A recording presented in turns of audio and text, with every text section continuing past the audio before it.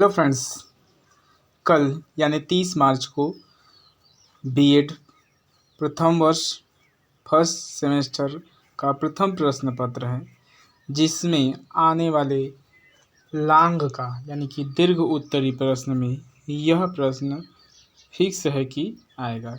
इसलिए आपसे विनती है कि इस प्रश्न को ज़रूर 2 या 3 बार देख लें और यह आपको सबसे आसान तरीका लगेगा और जल्द ही याद होगा, जिससे आपका 25 नंबर आपके फिक्स हो जाएंगे। कितने? 25 नंबर। यह लांग में 2 क्वेश्चन आएंगे और भी आपको आज ही वो वीडियो उपलब्ध हो जाएंगे, जिससे आपके 50 लांग की सारी समस्याएं खत्म हो जाएंगी। दीर्घ के दोनों क्वेश्चन आपको पेपर में मिलेगा, जिससे कि अगर शार्ट भी देखना चाहते हैं तो समय कम है, नहीं तो वो भी बना दिए थे और शार्ट का जो अगला वीडियो बना है उसमें आप देख लीजिएगा।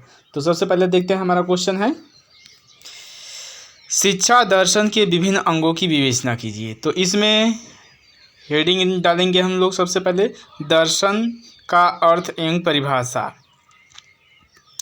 तो इसमें क्या है, दर्शन और अंग्रेजी भाषा की फिलॉसफी शब्द 2 शब्दों से मिलकर बना है। फिलॉसफी शब्द से मिलकर बना है। फिलॉस और सोफिया। फिलॉस का अर्थ होता है प्रेम और सोफिया का अर्थ होता है ज्ञान। अतः दर्शन शब्द का अर्थ हुआ प्रेम से ज्ञान। दर्शन शब्द का शाब्दिक अर्थ हुआ प्रेम से ज्ञान।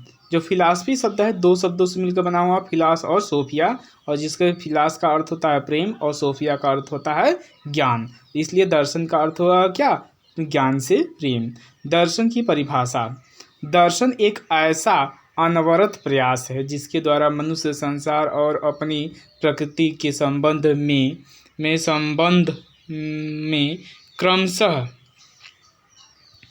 क्रमबद्ध ज्ञान द्वारा एक सूक्ष्म दृष्टि प्राप्त करने की चेष्टा करता है। राधा कृष्णन के द्वारा देखते हैं, दर्शन वास्तविकता की प्रकृति का तार्किक अध्ययन। दर्शन क्या है? वास्तविकता की प्रकृति का तार्किक अध्ययन है। प्लेटो के अनुसार दार्शनिक की परिभाषा इस प्रकार है कि जिसे प्रत्येक कार्य के ज्ञान में रुचि हो, जिसे प्रत्येक कार्य के ज्ञान में रुचि हो और जो सीखने के लिए जिज्ञासु है और ज्ञान से कभी भी संतुष्ट नहीं होता, वास्तव में दार्शनिक कहा जाता है। दर्शन के प्रमुख विभाग। दर्शन के प्रमुख रूप से 3 भाग हैं। दर्शन के प्रमुख रूप से 3 भाग हैं। तत्व मीमांसा, ज्ञान मीमांसा और मूल्य मीमांसा। तत्व मीमांसा, ज्ञान मीमांसा और मूल्य मीमांसा। तत्व मीमांसा 3 भाग होते हैं: प्रकृति दर्शन, आत्मदर्शन और ईश्वर दर्शन। तत्व मीमांसा तथा शिक्षा दर्शन। तत्व मीमांसा किसे कहते हैं? दृष्टि क्या है, इसके संबंध में व्यक्ति को जानने। सृष्टि क्या है, इसके संबंध में व्यक्ति को जानने की ललक होती है। सत्य क्या है, इसको व्यक्ति जानना चाहता है।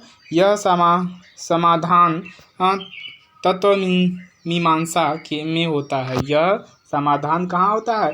तत्व मीमांसा के अंतर्गत होता है।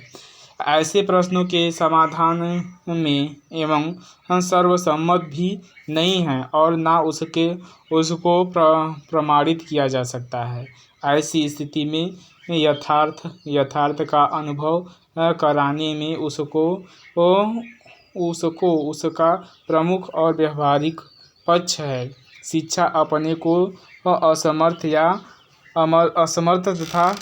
असमर्थ पाती है। ऐसी स्थिति में शिक्षा के सामने अनेक विकल्प उठ खड़े हुए हैं।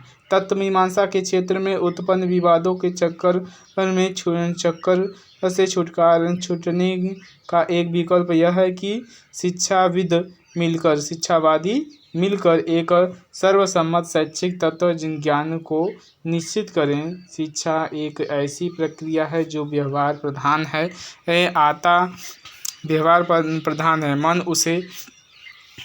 मनुष्य के मन में उसकी प्रकृति, उसकी आवश्यकताओं, उसकी सामाजिक और आर्थिक जीवन पर देश और काल के संदर्भ में तार्किक विचार करके शिक्षा का स्वतंत्र तत्व ज्ञान स्थिर करने की आवश्यकता ऐसा है जिसमें शिक्षाविद को विभिन्न शाखाओं से मदद लेनी होगी। और फिर देखते हैं अगला हमारा है ज्ञान मीमांसा तथा शिक्षा दर्शन। ज्ञान मीमांसा तथा शिक्षा दर्शन। अभी पढ़ रहे थे हम लोग क्या, तत्व मीमांसा, अब पढ़ रहे हैं ज्ञान मीमांसा। ज्ञान मीमांसा तथा शिक्षा दर्शन। शिक्षा के तट निम्नलिखित हैं। शिक्षा के निम्नलिखित प्रकार हैं। शिक्षा के ज्ञान मीमांसा, ज्ञान और छात्र प्रकृति। ज्ञान मीमांसा के अंतर्गत ज्ञान और छात्र प्रकृति। शिक्षण प्रक्रिया में छात्र ज्ञान प्राप्त करने वाला होता है और शिक्षा का केंद्रीय बिंदु छात्र होता है। शिक्षा का केंद्रीय बिंदु छात्र होता है। छात्र एक मनुष्य और सजीव प्राणी है, अतः उसकी प्रगति की जानकारी हमें प्राप्त करना शिक्षक के प्रति के रूप में अति आवश्यक है। मानव प्रकृति की जानकारी एक और तत्व मीमांसा से और दूसरी ओर आध्यात्मिक मनोविज्ञान से प्राप्त होती है। तत्व मीमांसा के अंतर्गत सत्य के विषय में कहा है कि कुछ लोग सत्य को चेतन मानते हैं और विश्वास करते हैं कि यह चेतन पर पारलौकिक तत्व है। मनुष्य प्रकृति का एक अन्य पहलू सामाजिकता है। कहा जाता है कि मनुष्य एक सामाजिक पशु है। वह जंगली पशु से भिन्न इसलिए है कि वह अपने समान अन्य पशुओं के बीच रहना पसंद करता है। सच तो यह है कि समाज में रहने से ही उस समय मानवीय गुण जैसे त्याग, सेवा, सहयोग और भाईचारा आदि उत्पन्न हुए हैं। इनके अनेक खोज और आविष्कार समाज के कारण भव्य हुए। भेड़ियों के मद में पहले मानव बालक यह सिद्ध करते हैं कि समाज से अलग रहने के कारण वे पशु बन गए। समाज में रहने के कारण मनुष्य को भाषा, साहित्य, संस्कृति और सभ्यता का वरदान मिला है। ज्ञान और अध्यापक। कुछ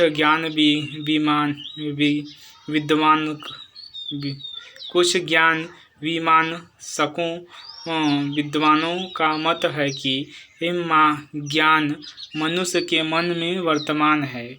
कुछ ज्ञानी विद्वानों का मत है कि ज्ञान मनुष्य के मन में वर्तमान है।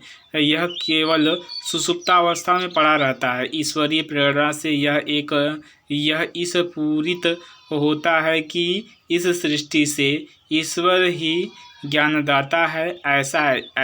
यदि ऐसा न होता तो हर व्यक्ति अपने प्रयास मात्र से ही ज्ञानी बन जाता। बहुत से ऐसे साधु, संत, विचारक और ज्ञानी हो गए हैं जिनके मन में ज्ञान उत्पन्न हुआ और उसके लिए वे ईश्वर की कृपा को साधन मानते हैं।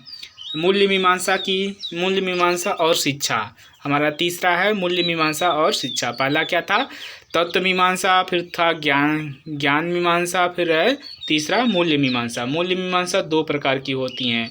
अब अंतर्वर्ती मूल्य मीमांसा और परावर्ती मूल्य मीमांसा। अंतर्वर्ती मूल्य मीमांसा। अंतर्वर्ती में लोगों का मानना है कि स्वतः मानव मूल्य और दूसरे को उपकरणीय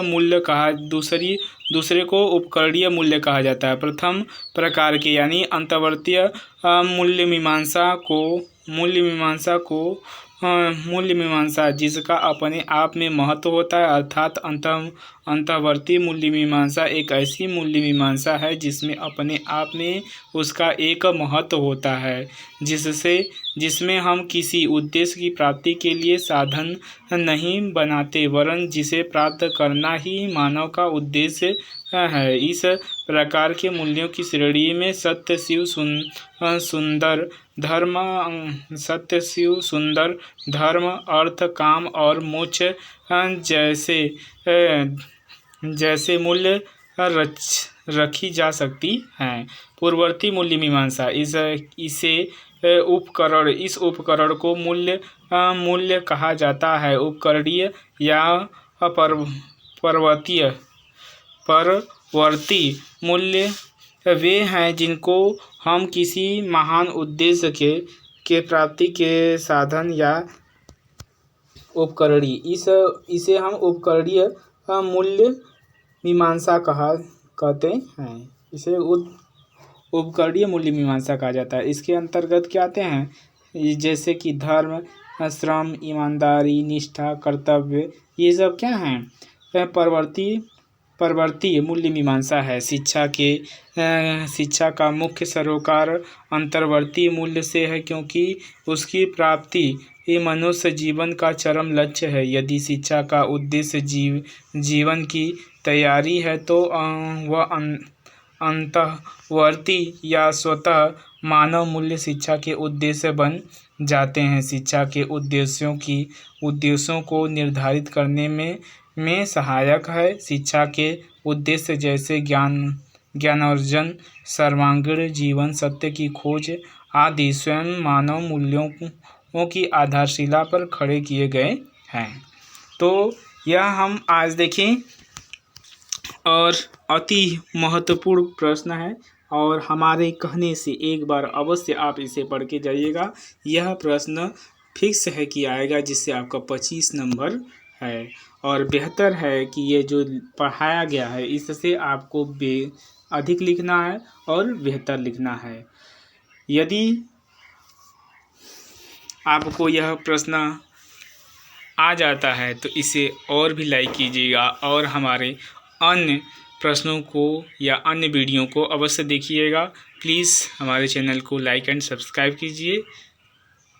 ये जो हेडिंग दिया गया है, इसके प्रश्न लिखते समय ये जो हेडिंग है उसकी उस प्रश्नों के नीचे अंडरलाइन कर दिएगा, जिससे कि आपको देखने में अच्छा लगे और जिससे आपका एक भी नंबर नहीं कटेगा। 25 में से आपको 20 या 22 नंबर आसानी से मिल सकेगा। तो आशा है कि आपका कल का पेपर अच्छा हो आपका, इसलिए आपको best of luck. Thank you and धन्यवाद। God bless you. Best of luck. आप अच्छे नंबर उत्तीर्ण करें।